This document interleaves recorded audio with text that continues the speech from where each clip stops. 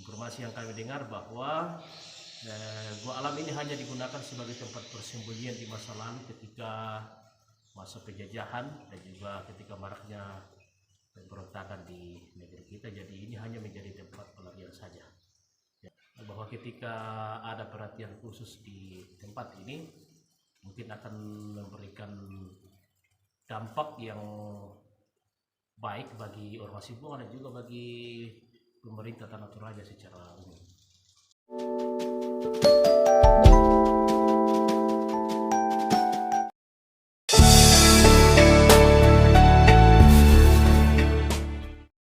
Sekarang sudah agak malam di tempat ini di Gua Alam Lembah Buang, dan sebentar lagi kami akan istirahat.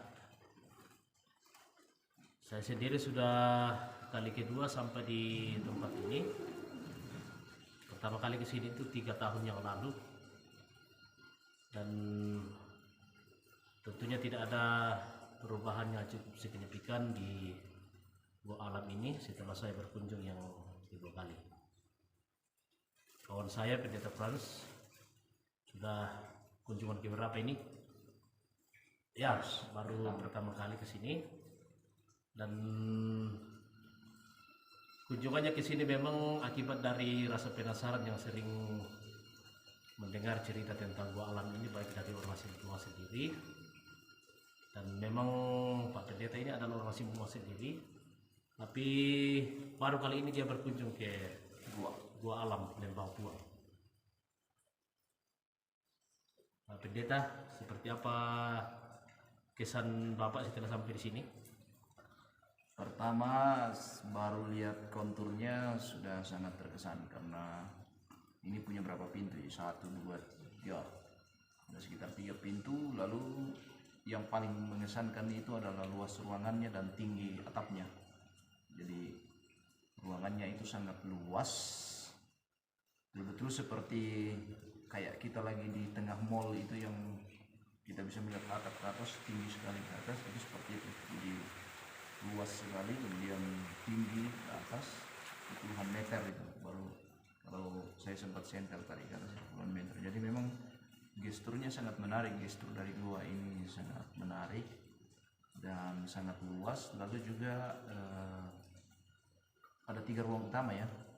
Sebenarnya masih ada lagi naik ke atas tadi, tapi kita tidak berani karena harus panjang. Saya pikir gua ini mungkin panjang ya, mungkin panjang. Masih ada lagi naik ke atas. Kalau teman-teman yang punya ketertarikan susur gua sangat cocok di sini. Kita cuma mau datang camping, bukan datang susur gua. Dan ya sangat terkesan dari segi gestur dan jalannya naik ke sini dia. Oke. Apakah Bapak pernah mengunjungi Gua Alam lain yang mungkin punya kemiripan dengan tempat ini, atau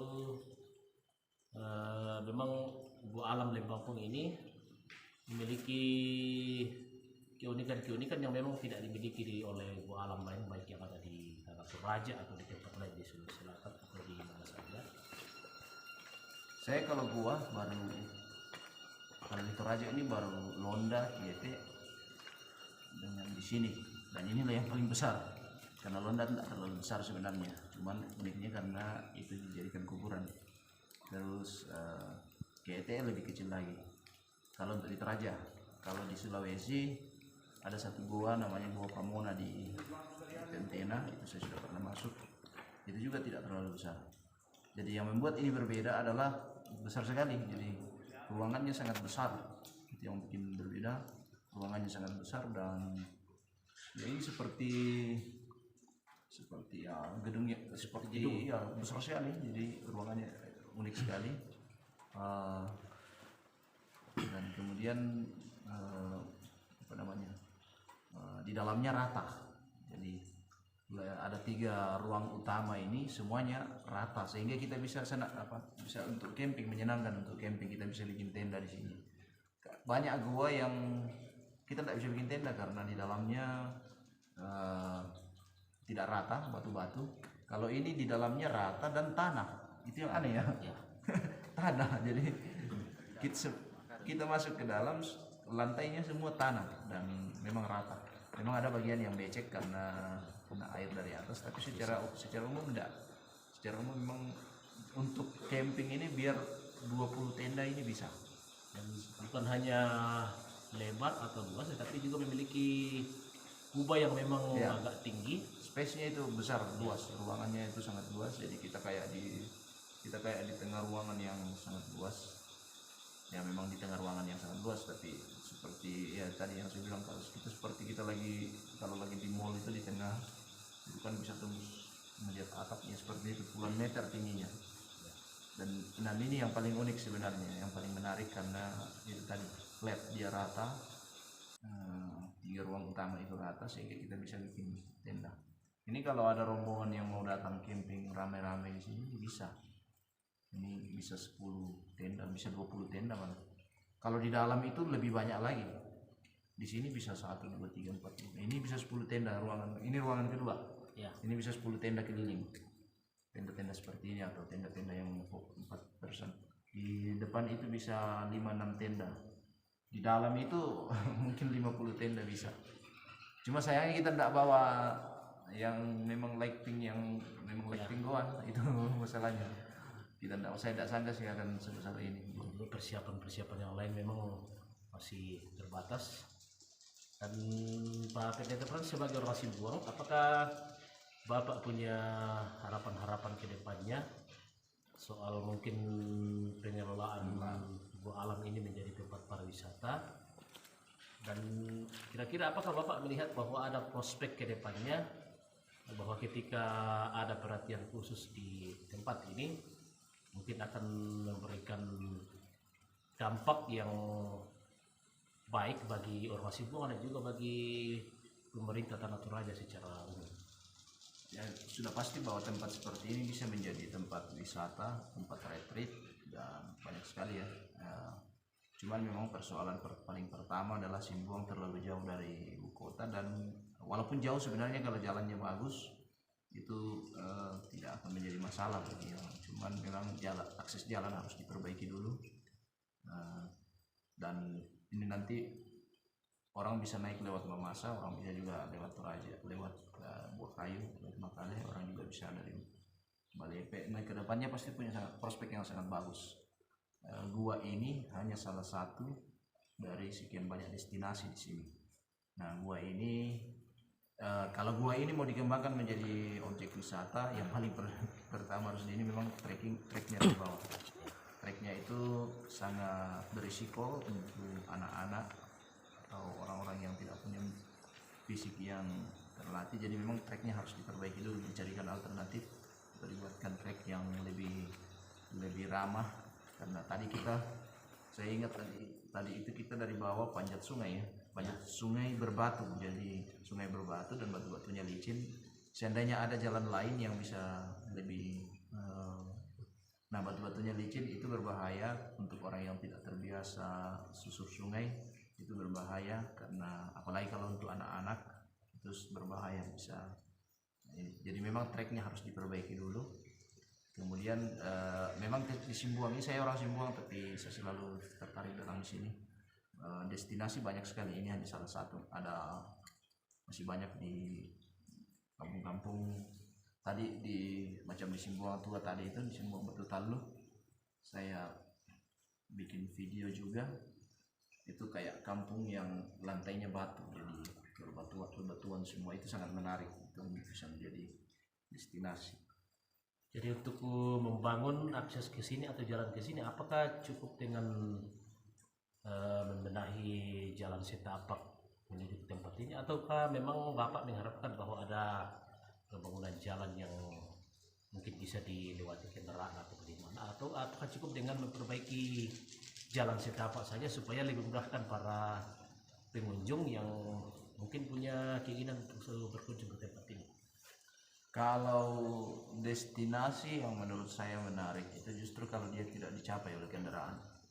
Jadi saya pernah trekking di Thailand, kami jalan kaki itu sekitar 4 jam, 4 sampai 5 jam mungkin, dan itu menarik. Tapi memang jalannya sudah ditata. Kalau jalan-jalan yang ekstrim itu dibuatkan jembatan-jembatan kayu, jadi memang sudah safe lah, sudah aman. Walaupun di tengah hutan, Ini akan lebih menarik dari yang saya pernah kunjungi di Thailand, tapi memang ya itu tadi, bagaimana dibuat supaya jalan setapak itu lebih bagus, orang bisa jalan, tapi harus dibuat safe, aman untuk dilewati, tidak berisiko untuk orang-orang yang akan berkunjung ke sini. Karena memang selama ini yang berkunjung ke sini memang masih kebanyakan anak muda laki-laki. Perempuan memang belum cukup berani untuk bisa sampai ke sini karena memang medan yang harus kita lewati itu cukup berbahaya, cukup ekstrim, ada batu-batu tajam, licin.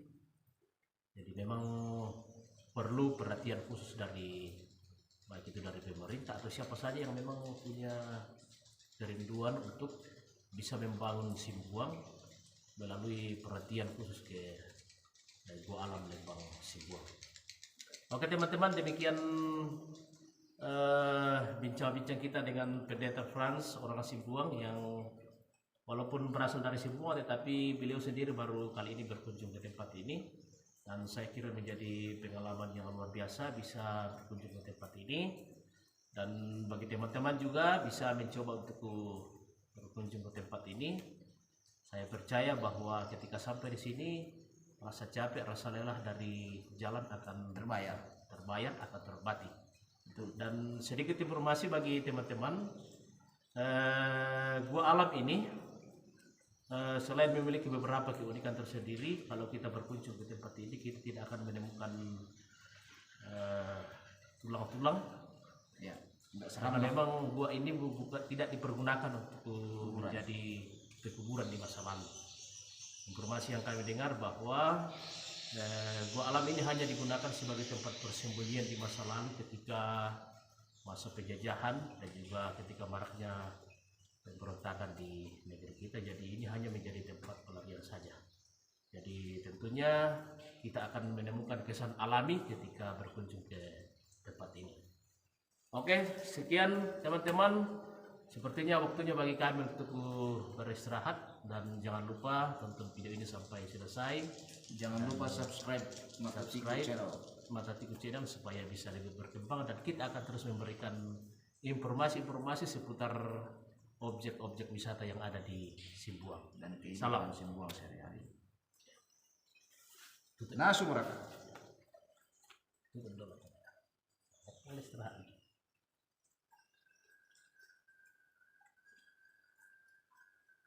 Habis ini kita bikin pinggung, bikin di sini saja dia dapat tarik asap.